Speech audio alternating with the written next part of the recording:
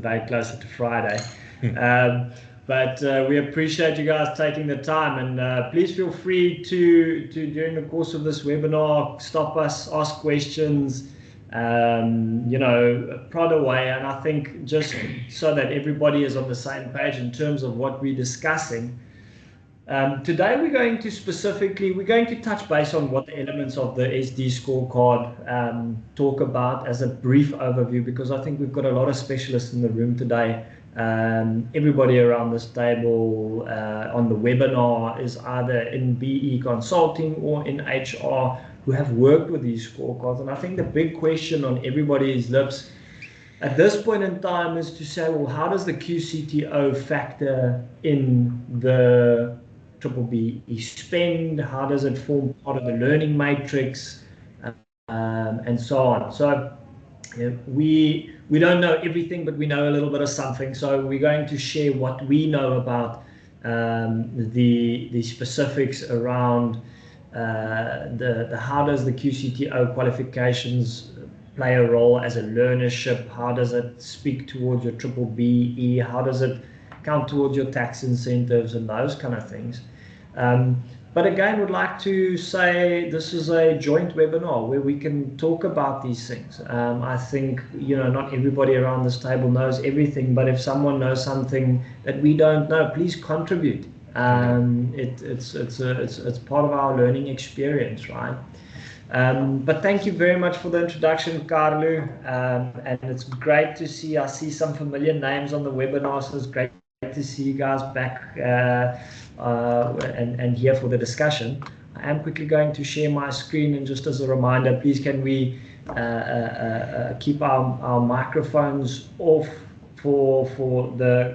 during the conversation, and if during the course of the conversation a question does pop up, please raise your hand or unmute yourself and contribute to the conversation. But thank you very much, guys. And Carlo, if you can just give me a heads up if you guys can see the screen. Perfect. Screen can be seen. Awesome. Thank you very much, Carlo. All right, guys. So I think let us jump into it and get the program started. And I think, as Carlo has mentioned, my name is Andre. I'm the Business Development Director for the Ubuhle Group. And with me, we've got Anand, Krishna, who's our Projects Director and also our QCTO Specialist. For those of you who are not aware, Ubuhle has been very privileged to work with one of our wholesale and retail stakeholders in one of the initial pilot projects for a wholesale and retail related occupational qualification, and Anand's been kind of the brain behind all of that, which has given us quite a bit of insights in industry and so on. But for those of you who do not know us, essentially we are a private SDP. We specialize in skills development, talent management, and BBBEE, and we've been in business for about 20 years. This exact year celebrates our 20 years, yeah.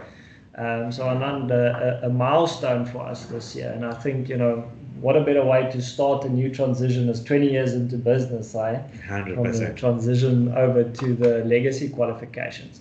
But that is us in a nutshell, guys. And just to touch on the BBBEE scorecard, the element of skills development, which the majority of us in HR tend to focus on. So just as a little recap, I don't want to spend too much time into this because there's differences between the QSEs and the large enterprises, etc. But just what is available on the SD scorecard is between 20 and 25 points. And 80% of your spend must be done on accredited training. Now, there's been an exception as there's been changes, obviously, in category F and G on which is the informal programs, which the cap has increased from 15 to 25%. But I think we're all here rather to discuss specifically around the learnerships, the programs that are related to B, C, and D on the category, which we will dive into, right? So the spend must include both employed and unemployed people in this calculation. And in order to qualify for your BBBEE. You know, if you want to become compliant, there is certain kind of documentation that needs to be submitted and approved before you can qualify for your BBBEE, right? And that's your workplace skills plan, your annual training report, and your pivotal report specific to artisans. So just as a recap as to what we're looking at, you all know that from a SD scorecard, we look at elements 2.1.1, 2.1.2, and 2.1.3. Your 2.1.1 talks about your skills development expenditure. Now that is, if you would recall, and if I'm thinking large enterprise and generic scorecard, there's a 6% of your total annual payroll that is required in terms of the spend. And how that is then broken down is skills development expenditure on black people as a percentage of your leviable amount. That expenditure talks about 3.5%, which is your target. So as a simple example, it all sounds very democrat if you are not working with us on a day-to-day basis. But essentially, if you've got 100 Rand, 3.5 of that amount needs to be spent on black people as on skills development. Then 2.5% of that needs to be spent on bursaries for students at higher educational institutes, and that includes the stipends, right? Now with the bursary side of things, there's no cap essentially on the travel and accommodation and the related expenses on which one can claim for as well. All right, and then there's another spend on a leviable amount, skills development expenditure on black disabled employees as a percentage of a leviable amount, which is a 0.3% requirement in terms of the spend. Now on the next part, when we go over to 2.1.2, this talks about headcount. The 2.1.2 in terms of speaks about learnerships, apprenticeships, and internships. You've got a target here of 5%, right? And that speaks of 5% of your total employee count. And now that includes everybody that is on your payroll at time of verification, right? Now again, the example, if you've got 100 people working for you, your target spend is on 5 people, all right? And then 2.1.3 speaks about your absorption, and that is based on people that are absorbed within the measured entity at the end of their internship, their learnership, or apprenticeship program. Now, as an example, if you've got 10 people, and in order for you to get your full bonus points, you need to absorb all 10 people.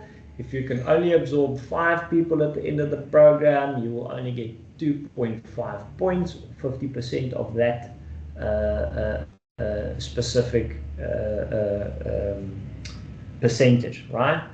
So that is just a recap, guys, and I don't want to spend too much time on it again because everybody works with this on a day-to-day basis, and not the real reason why we are here to chat. And I want to chat to you, Anand, about the QCTO, right? Before we dive into what qualifies for spend and all sorts of things with the QCTO, let's understand the QCTO's role first. Tell us how the QCTO comes into the picture here. No, thanks, Andre, for that as well. So once again, Kalu, thank you for the introduction as well, and Andre as well. So, and welcome to all our guests today for this webinar as well. So, as you guys are aware, and there's a lot of talk around the QCTO and the change in the landscape when it comes to training and development out there. So, what's the major role, as you guys are aware, is the QCTO is responsible for quality assurance and accreditation of skills development in the country as well, with regards to occupational qualification and the transition of legacy qualification to occupational qualification. So there has been a major change in that started in the 1st of July, where the legacy qualifications have been phased out, and occupational qualification will take over for learnership program, as well as part qualification, as well as skills programs as well, that has been rolled out. So there has been changes as well with regards to an extension of certain qualification, legacy qualification, that the Minister of Education has gazetted out as well, that has been taken into effect, which is of, I think, around 297 qualification, which has given them a 2 year extension period. But if you look at the period, it's basically, we still have 1 year, if you look at the time frame that has been given for us to still use the old legacy qualification or historical qualification, as you may recall. So just to clarify as well, Anand, there wasn't a blanket extension. There were certain identified qualifications where they were unable to produce sufficient replacements from an occupational qualification point of view. 100%. And have now said, all right, let's extend the legacies for this period. We've identified out of each CETA a certain amount of those qualifications that there hasn't been a good enough replacement from an occupational point of view, and given the CETA more time to develop. No, 100%. All right. I think what I can say is, from the 297 qualification that has been extended as well, it's a certain qualification, and I think it's vital that everybody has a look at the Gazette, have a look at what qualification has been extended as well. Is that so? How that will impact the organization is that when you run qualifications in the future for DG 24-25 or the 24-25 period, that we run the right qualification that out there as well. There's certain CETAs as well have taken qualification, legacy qualification, out of the mainframe or out of the learner portals or the learning management systems, so that when you do want to register a learner on a qualification, it blocks you out of that legacy qualification as well. There are CETAs that have also sent out a request to the Minister of Education for an extension of further qualification, but that hasn't been gazetted out as yet or hasn't been approved at the moment. So from what I can see is that it is occupational qualification that has been rolling out now. So we should be preparing ourselves as well to roll out occupational qualification and get used to how to roll up an occupational qualification. All right. So Anand, tell us now how, because all of us have been used to reporting to the CETA, and we've been, the CETA has been us as a training providers, be all and end all, right? So we've been reporting to them. We've been, everything that we've done, our compliance, everything has gone to them. Now, what is the QCTO's role in this, and how does the CETA, how does the CETAs report to the QCTO, and how does that affect us as training providers and as stakeholders that report to the different CETAs? So the role of the CETA will still play a vital role in the own transitional phase as well. So the CETA will still report to the QCTO. I mean, the QCTO has mandated the CETA to still perform the function of quality assurance as well as verifying SDPs or skill development provider in the role of implementation of occupational qualification. The QCTO will still do the monitoring process as well with consultation with the CETAs. But like I said to you, Andre, as well, the CETAs will still play a vital role in ensuring that skills development providers transition into occupational qualification. They will still assist your providers with monitoring, accreditation of occupational qualification as well as implementation of the project as well. Okay, so from a stakeholder's point of view, nothing changes for us to the WNR CETA or to the various CETAs. To various CETA, it's business as usual. All right, there's subtle slight changes into how your occupational qualification will be implemented. Yes. But like I said to you as well, the CETAs will guide you through that process as well. So the CETA still plays a vital role in the transition phase into occupational qualification. So if you're unsure as well into what their function is or what their role is, I suggest that you set up a meeting with your respective CETAs just to give you guys a rundown how the transition will take place, and as well as what the implementation phase of an occupational qualification is, and to ensure that you guys do comply with the policies outlined in the QCTO as well. Yeah, and I think as well, you can give us a call and we can chat you through it as well. 100%. I think a large portion of the intention of what we are trying to get across is that, because we've done this exercise now, we've run through a couple of the exercises with the various CETAs and so on, is to better understand how this implementation works. And for those of you who are interested to go and have a look at which of the qualifications were extended, if you are interested in still running the legacy qualifications just from not sure what to implement from an occupational point of view, we've got the Gazette up on our website, and please feel free to pop us a mail afterwards and we'll direct you to the necessary kind of knowledge hub that we have on our website where all of this content is available. I think there's a big unknown, Anand, which is causing a lot of I'd say resistance to participate in the occupational qualifications. And what I have seen from current clientele is that there's people that are very hesitant and would rather change the program that they have done and still do a legacy qualification as opposed to going over to an occupational qualification, simply because there's a lot at risk. They don't know what is the impact going to be on B-BBEE. They're not sure what is the impact going to be from a tax rebate point of view. Section 12H plays a big role in a lot of businesses' determination on how much training they're going to do during the course of the year, because the tax incentive is a very big incentive for business to participate. 100% as well. Like I said, with the first point, going into the unknown, yes, there will be challenges. There will be resistance as well. I've seen a lot of that as well. What I can say as well is the only way to get through that as well is to be knowledgeable of the changes in the transition phase. Everything is on the QCTO website with regards to the policies and procedures, to the implementation of the program as well as what program have been extended, what program has been transitioned from legacy to occupational qualification. My suggestions to stakeholders as well is to have someone with knowledge into the different landscape, or for example into the occupational qualification, is to read all those policies, because if you're looking at your quality management system currently in the workplace, there's a lot of changes that will go into that quality management system, into your 8 core areas, into your QMS file as well, and into your policies and how you implement programs.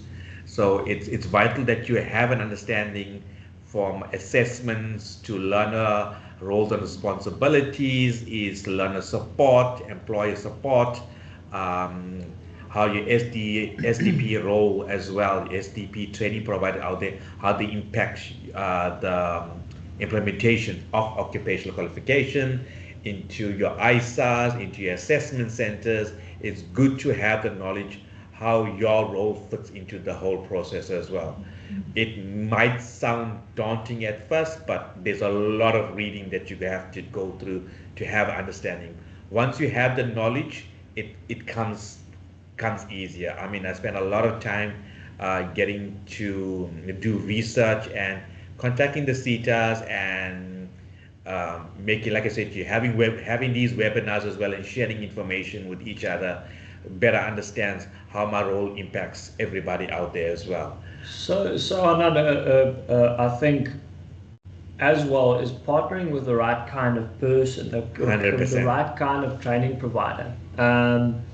I think it's important that everybody understands that from a BEE legislative point of view, nothing has changed. There's been no new changes to The codes, there's been no new definitions under those codes that speak about the occupational qualifications coming into play and how that will be deemed under B-BBEE. It's about partnering with the right people to direct you in the right direction. So what I am understanding, Anand, is that there's quite a bit of reading that needs to go through, and you can find that reading on each program that you go onto. The curriculum document is important, but we are here to help through those conversations. No, 100%. We want to position ourselves in a way that we can strategically assist people to identify what works for their business, because we will chat about what are the differences between the occupational qualifications and the legacy qualifications next. But if I think of the impact thereof on skills development, there are positives in it.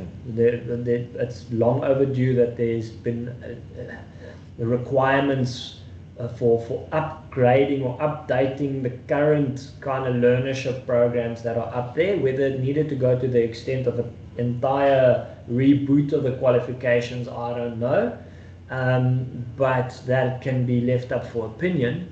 The impact that it plays on the CETA is not major, barring a couple of procedural differences which your skills development provider would typically manage in either way, 100%. Which you should not be too concerned about if you're a stakeholder and your organization needs to be running these programs. Now, in terms of the qualification framework, there's been a massive change, but they are still deemed as or defined under your NQF levels.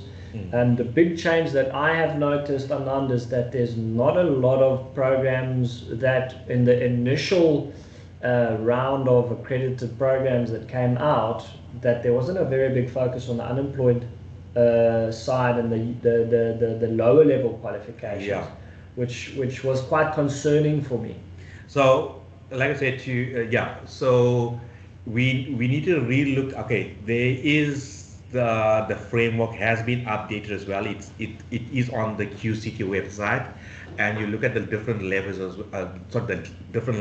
as well into the qualification framework, from intermediate to occupational qualification, going into your diplomas and higher qualifications as well.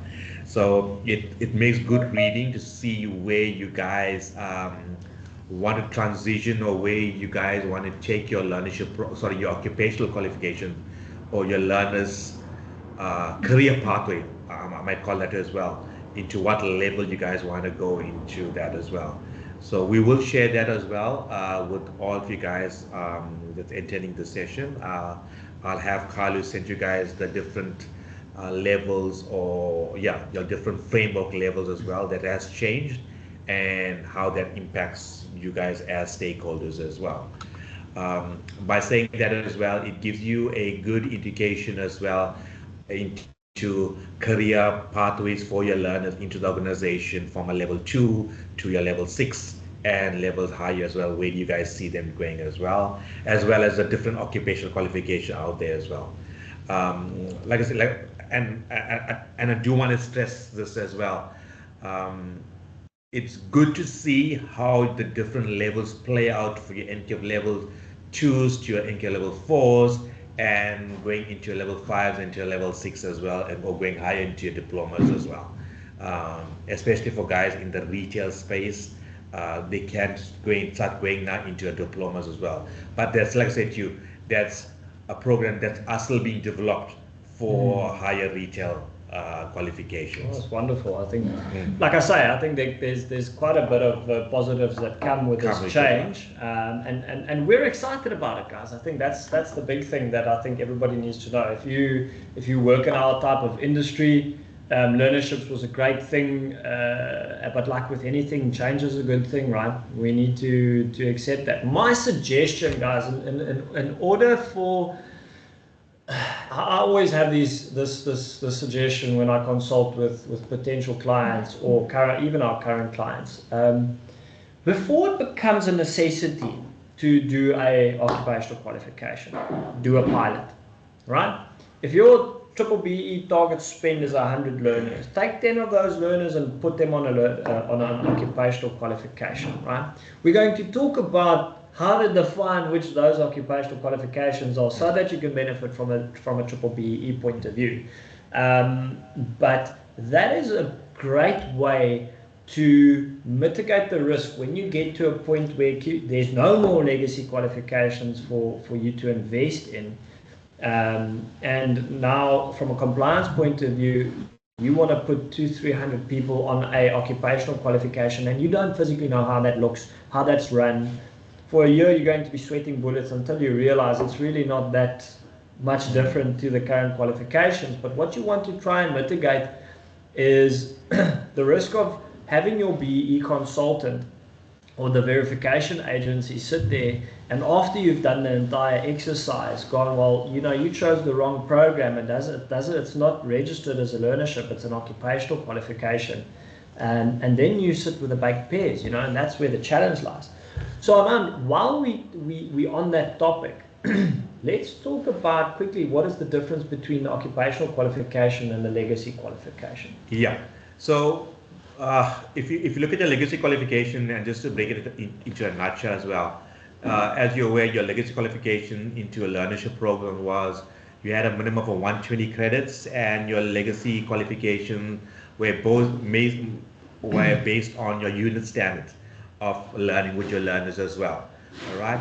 Now, if you look at your occupational qualification is more specific on to a specific skill set that the learner will go through, which is broken down into 3 components, which is your knowledge, your practical, and your workplace components as well.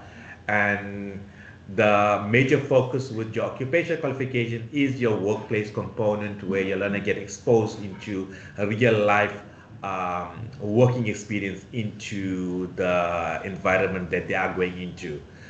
You still have your knowledge component and your practical components as well. And one of the major changes now with occupational qualification is that a learner will now write an ISA exam at the end of a occupational qualification to be deemed competent as well. So for a learner to write an ISA exam, all right, our external integrated summative assessment, is that they need to, the training provider or the skills development provider will have to find them, or will have to deem them competent in the knowledge component, the practical component, as well as your workplace component as well. So the learner will go with a statement of results to the CETA, or the skill development provider will apply for the ISA for the learners to write the ISA exam at an external assessment center as well. Prior to a learnership program, the learner will just complete portfolios, which will be assessed internally and then be externally moderated by the CETA for them to be deemed competent on that qualification. So there is a major difference now on how your traditional learnership or your legacy qualification was externally moderated compared to your occupational qualification, where the learner will now have to sit for an ISA exam during the course of the year, which will be scheduled. Like I said, that schedule is placed on the QCTO website, as well as the different CETAs will tell you at which quarter when the ISA exams be ready for the learners to write, and which assessment centers as well they can write as well. So it's quite interesting. So there's 3 big changes in it, and that's in the format of the program. It's not unit standard based, it's modular based training. They are split up into knowledge, practical, and workplace. So the practical and the workplace plays a big focus on your workplace mentors, right? 100%. Which is a big focus from the occupational qualification, that the workplace mentors themselves be subject matter experts, and that the learner's got the necessary support, right? And then from the traditional assessment criteria, where they were deemed competent by the SDP's assessor and then a moderator, that they would typically do an exam like a UNISUB-based exam. You would 100%. Study, you would go write the exam. There's no, like, you gotta have your wits about you to go and write the exam. No, 100%. There was something with regards to your external integrated summative assessment at an assessment center as well. the learners will be prepared by your SDP to write that exam as well, because the SDP will still have to deem these learners competent between these three different components as well. And prior to writing the exam as well, the learners will write a mock exam for ISA, a very similar ISA paper as well, to prepare them for the external integrated summative assessment. So your SDP will take you through the process of exactly, for your learners and for you as well, to prepare your learners for these ISA exams going forward. So what we've learned now from our pilot experiences is that there is summative assessments that are done at the end of each module. Yeah, just to prepare them as well. As a preparation of what the ISA would be. Now we are in the phase where we have the exemplar of what the ISA exam would look like. So there's a preparation period leading up to them physically going to write the ISA. 100%. All right. So there's the major differences in that end. But now we talk about the criteria and the impact. So what is the criteria for an occupational qualification to qualify as a learnership? And I think this has been a topic that everybody has been phoning in about, that we've had numerous meetings about, to say, well, what is this like? I don't understand on whether or not I would be able to claim this spend towards my BBBEE. Everybody's in the planning phase because a lot of industries have lost out on implementing their legacy qualification because the last date of enrollment has passed and we can't do that anymore. And then what is the impact of that going to be on the skills development points? So we've kind of gone through what the differences are between the occupational qualifications and the legacy qualifications. So I think we want to chat about what is the criteria, about what does qualify you, or what qualifies a business to be able to claim for their BBBEE expenditure on accredited programs, right? Yeah. And as far as my knowledge goes, and I've had a couple of conversations with some of the verification agencies.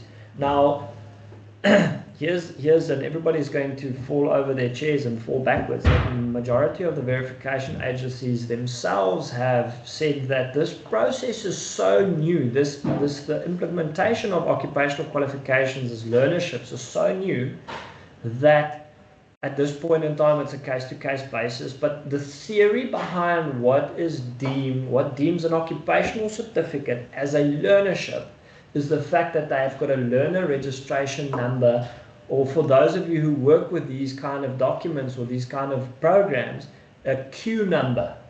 Right? Yeah.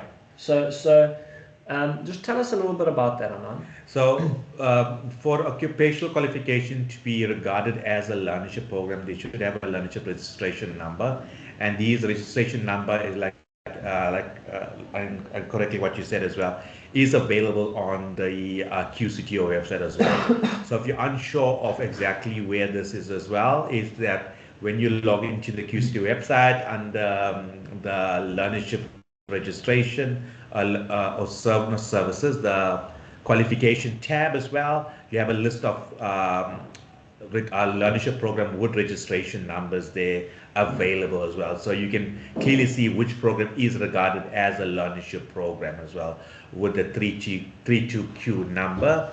So those, when you fill out your tax or your SARS 180 or SARS 180 form as well, it'll ask you for your registration number. So you put in that number as your IT 180. You put down your learnership number. Your learnership registration number, because those are qualified. Those are registered as learnership program.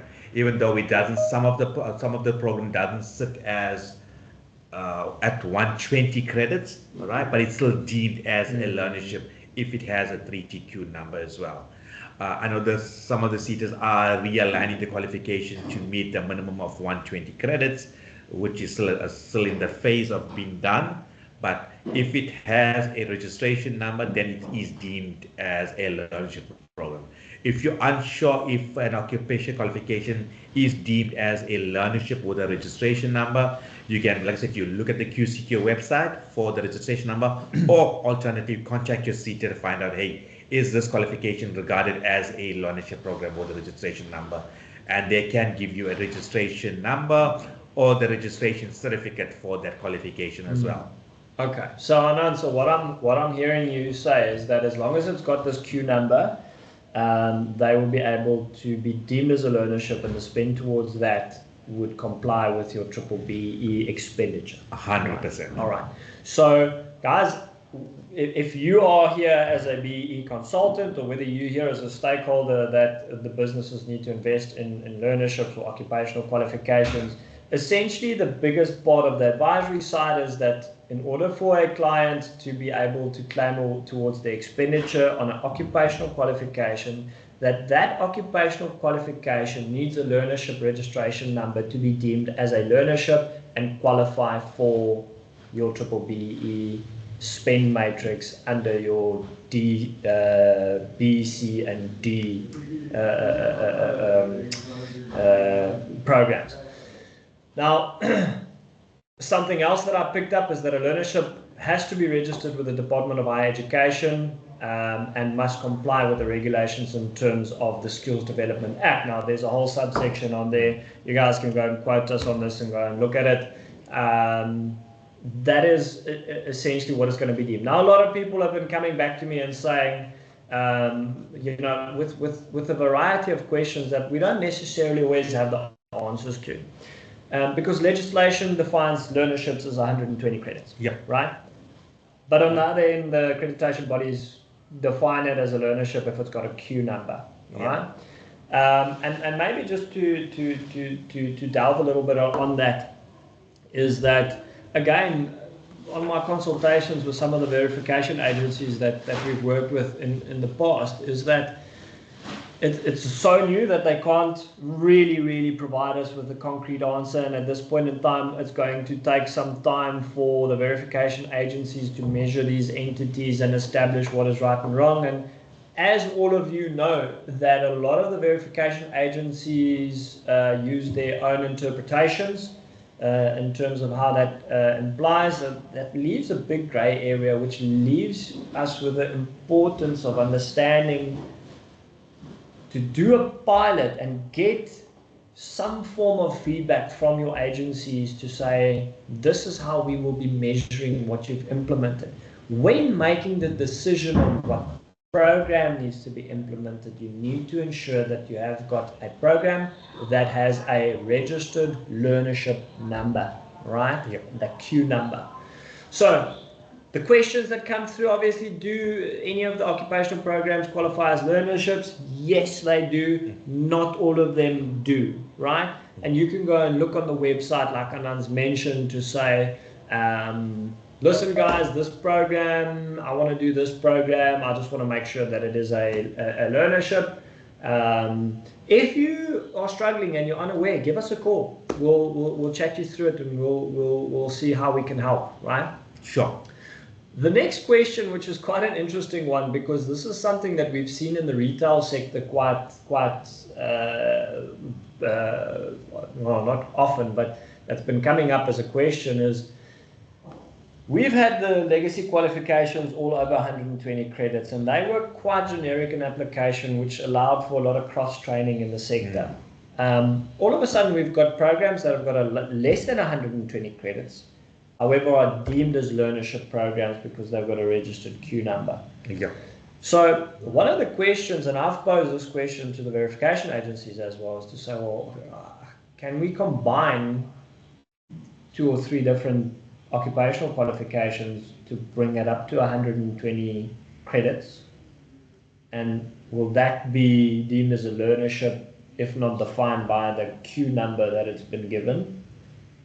I don't know what's your view on it. Again, I mean, we don't have answers for this, but it's an interesting topic to look into. But like I say to you, if you look at what Sal is saying as well, is, and if your program has, I'm giving an example, let's say 60 credits, for example, and it has a Q number and it has been registered as a learnership onto the system, then it is a learnership program. Whether it's 60 credits, 30 credits, or 40 credits, or 70 credits, it is a learnership program. So you don't have to combine 2 or 3 programs to make it 120. if it's defined as by the QCTO as a learnership program, whether it's 120 credit or it's 60 credit, it is deemed a learnership program. And I suppose logically thinking, we've all had this conversation about skills programs. Yeah. You can't combine 10 skills programs and make it a learnership. 100%, yeah. It's not going to make a difference. Not then you're going to be doing 10 skills programs and you're not going to get any benefits out of it besides than doing your skills programs. Skills program, right? It's the same thing. For me, the big thing is around here is, and you keep on bringing up stars. It's a topic that I try and veer away from because there's a lot of unknown about it at the moment. We know that the sunset clause has been extended, right? Yes. So people are still eligible to claim their tax rebates on Section 12H of the Income Tax Act. But I've been having a lot of questions about programs that are less than a year, right? Or with less than 120 credits, will typically be concluded over a 6-month period. 100%. Okay. They have a Q number which deems them as a learnership. Yep. So in terms of the allocations from SARS, and again, guys, we don't know this. We're speculating on what's the challenges that they might face. Is that if a qualification, so historically SARS would have allocated those allowances typically in 2 to 3 chunks, because it's both the annual allowance is based on a pro rata amount based on when the learnership starts in that year of assessment, the residual in the next year of assessment of the annual allowance, and then a completion allowance upon completion of the program. Yep. Right? So SARS have had 2 to 3 financial periods to be able to absorb the allowance that they give businesses, right? Yep. All of a sudden, we're saying that clients can register on a learnership program that is 6 months long. So they can claim their annual allowance At start the program. at start of program, and if done correctly by a company and implementing their programs, they are able to determine a full annual allowance on startup of business and a full completion allowance within 1 financial year based on that 6-month program, because it's deemed as a learnership.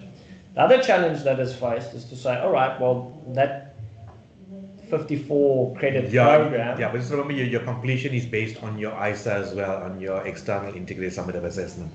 The learner has to complete that as well and prove competency by, that the QCTO will issue the certificate as well. So your completion is based on your learner completing that. Yeah, on your results as well. And that results as well, when your learner does write it, it's all based on the time frame or your scheduling of your ISA exam by the different seaters as well, within the different quarters as well, when that will fall. So a learner can complete the learnership within 6 months, all right, of the program. The training part of it within 6 months, I'll give an example within the program, but they still have to write their external integrated summative assessment as per the schedule set out by the different seaters in the quarters as well. So that could fall within the 12-month period as well. That's great. Let's play devil's advocate and say it doesn't. Say we can complete it within a year. Yeah. Now all of a sudden SARS does not have 2 or 3 financial years to absorb the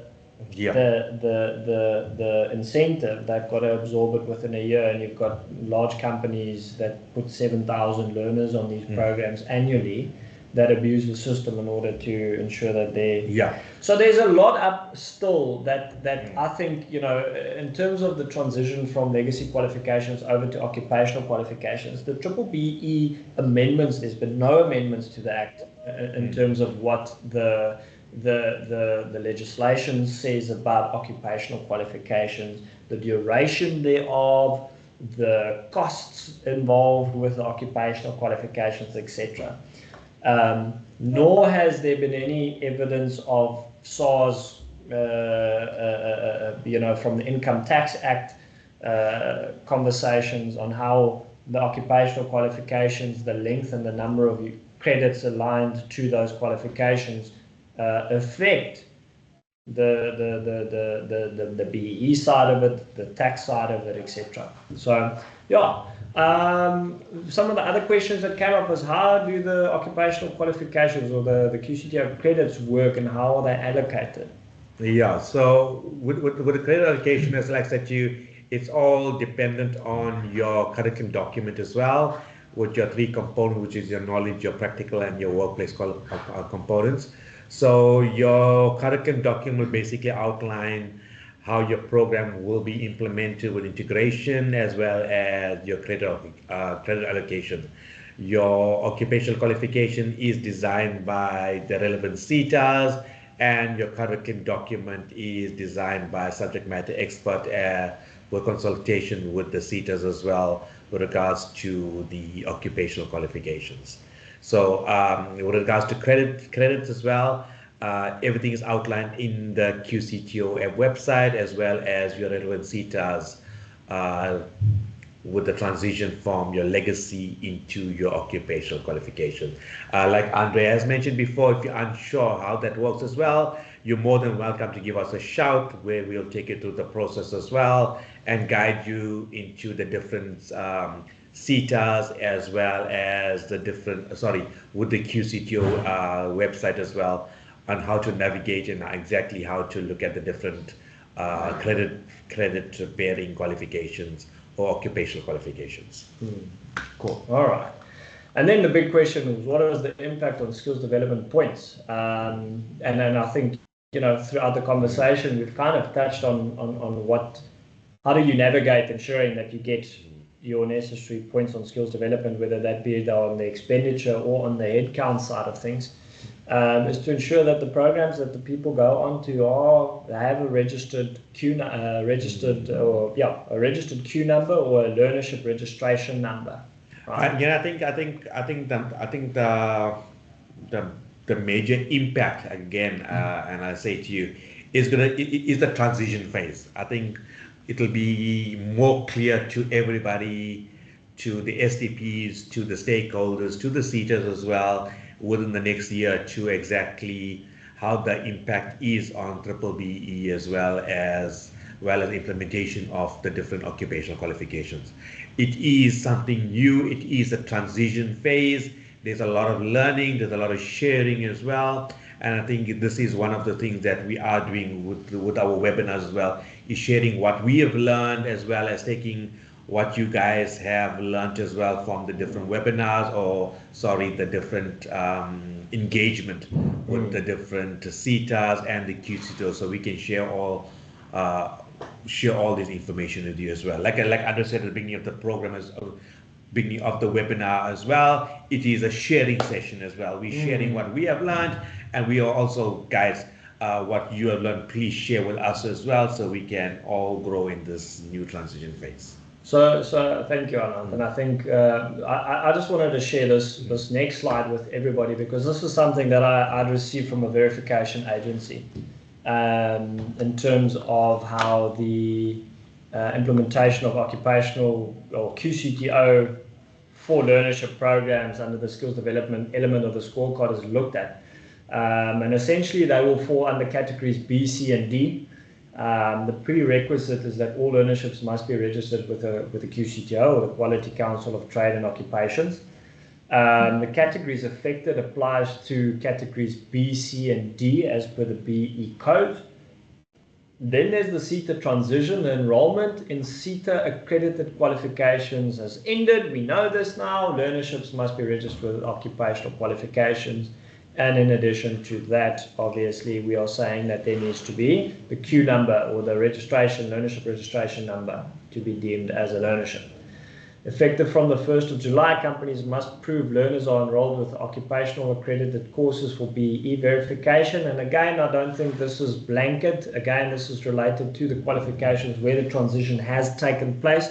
So don't have a heart attack. You can still claim for the business admin when you go through this exercise. It's not occupational qualification yet. They are in the transition phase of that.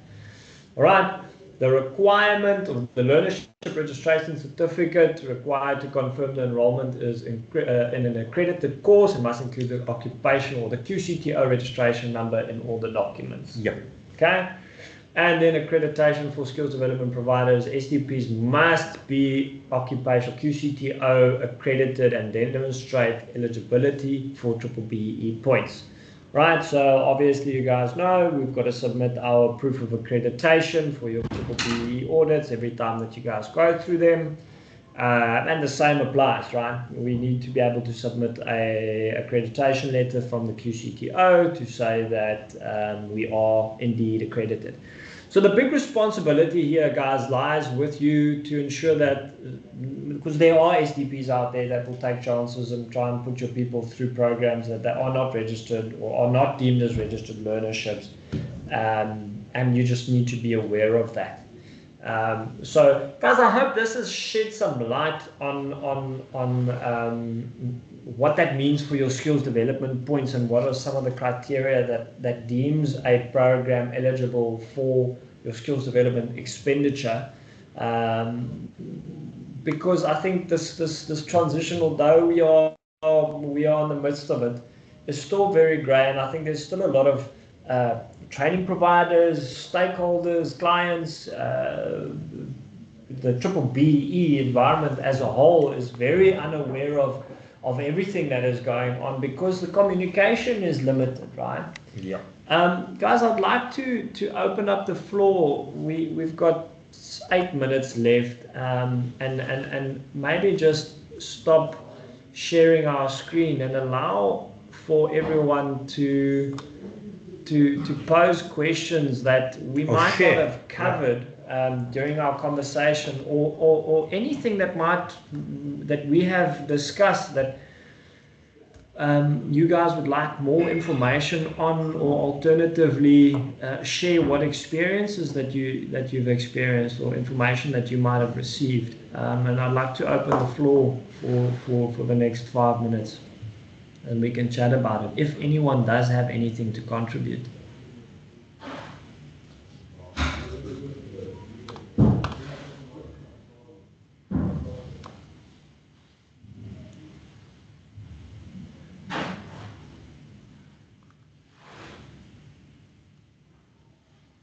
Okay, first page.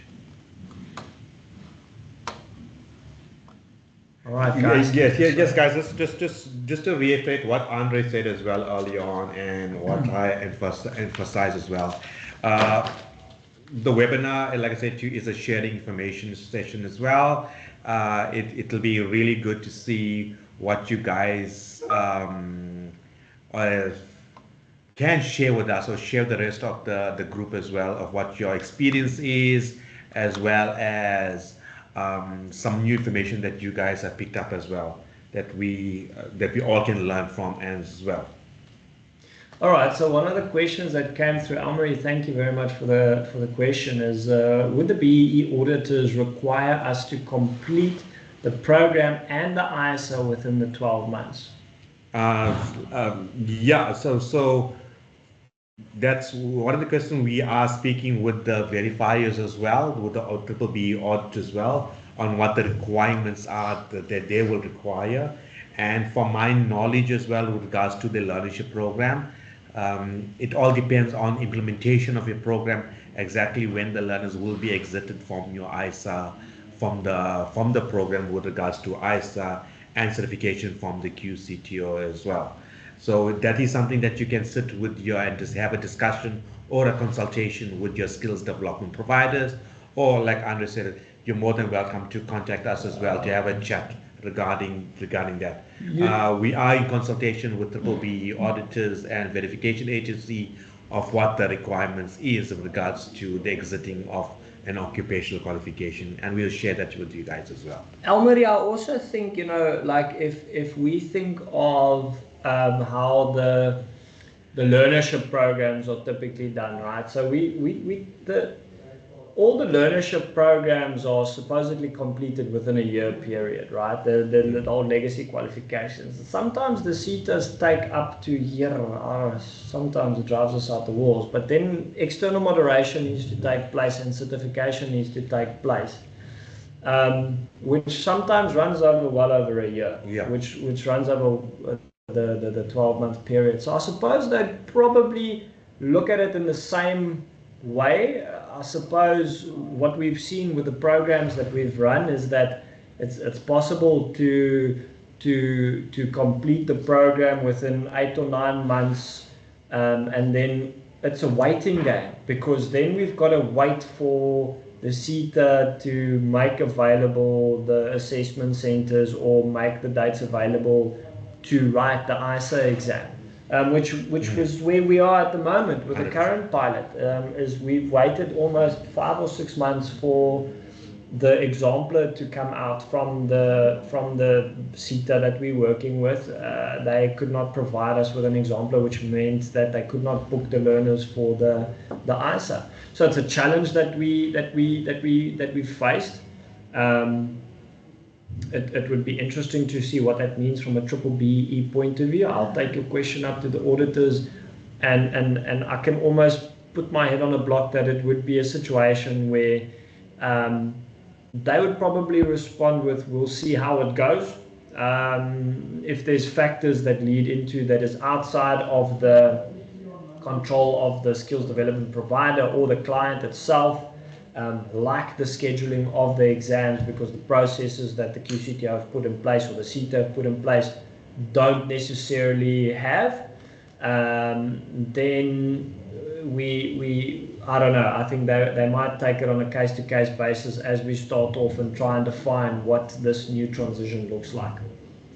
But I would, as it stands, take it from a similar point of view of how the learnership program is completed and how we wait upon external moderation reports and certification. I'm sure that we will be able to submit at the end of the program the statement of results for BBBEE auditors and or the verifiers, and then there might be a period in which they would allow a grace period in order to submit the final certificates or the exit of those learners. So Elmarie, I hope it doesn't fully answer your question, but it gives you my point of view. Sia saying, for companies offering graduate programs, will they allow the skills development provider to do the credit accumulation transfer exemptions? And do you have any process for the QCTO for CAT? So with the QCTO, if you're looking at CAT, for example, there is a process out there as well. And policies out there with regards to CAT and credit accumulation transfer. So Sia, if you want to give us a call or drop us a mail as well, I can take you through the process and share that with you as well. With regards to the CAT policy out there, as well as the RPL as well, with regards to occupational qualifications for graduates and for learners as well. So drop us a mail as well, and I'll share that with you, or we can have a Teams meeting as well, where we take you through the process and share documents with you. Thank you, Sia. Thank you, Sia. Thank you, Elmarie. I think, and 100% in saying that it would impact on absorption, because companies would like to see whether the learners do complete the program before they make the decision on absorption. So yeah, I think there's a lot for us to learn out of this exercise, guys, and I'm really excited. We've had this conversation quite a few times between you and I. I'm really excited about what this brings. I'm hoping that stakeholders come on board with the idea. It comes with a whole bunch of challenges. I wonder. No, 100%. But within the first 2 years of us going through this exercise, it's going to be like going to buying from Checkers 6060 as opposed to going to the shop. You know, we're all going to get used to 100% to the different ways of doing things. You know. Yeah, guys. I think for us to have a better understanding as well, is just look at the implementation of your program. Have this consultation with your skills development providers. Have the consultation with your CETAs as well as the QCTOs, just so you guys can see how the program will be implemented and the impact it has on your learners with regards to external assessments as well. So guys, I think that's all the time that we have for today. Carlo, if you can just pop my email address and Anand's email address and our contact numbers into the chat box for those who are interested in giving us a call and to chat. But guys, what we are going to do over the next couple of months, barring December, because December is holiday time, we like to put our toes in the sand, is that we are going to be breaking down a roadmap of the implementation of, right from the beginning, of consultation leading to implementation plan right through to the ISA exam. So follow our next bit of series on what the rollout of an occupational qualification looks like, so that we can take you through our learnings from running the pilot programs, and it would assist you guys with gathering some knowledge that is not so readily available on the internet and to sources at this point in time. So that's going to be what our next couple of months is going to look like as we go through that journey. We will have a follow-up on the ABCs of B-BBEE as these questions that you guys pose during the course of the time raises a concern for us to investigate further. In the meantime, we are meeting with the verification agencies. We are working with BEE consulting services to better understand how are they going to view the exercises. And as we get relevant information, we will set up these webinars. You guys are now on our mailing list. We'll pop out our mails as we go. This will be shared to you as well. Carlo will put it in the mail. It will be placed on our Knowledge Hub, and the link will be submitted to you guys to go and review, as well as then obviously all the qualification, the list of qualifications that have been extended, and then everything that that Anand spoken about from the occupational qualification that is available. So thank you very much everyone for your time. We really appreciate it. Elmarie, stunning stopper, I like it. We'll definitely see you at the next webinar. Thank you very much everyone. Thank you guys. Have a spectacular Thursday and have a blessed Friday and lovely weekend tomorrow. Enjoy guys. Thanks everyone.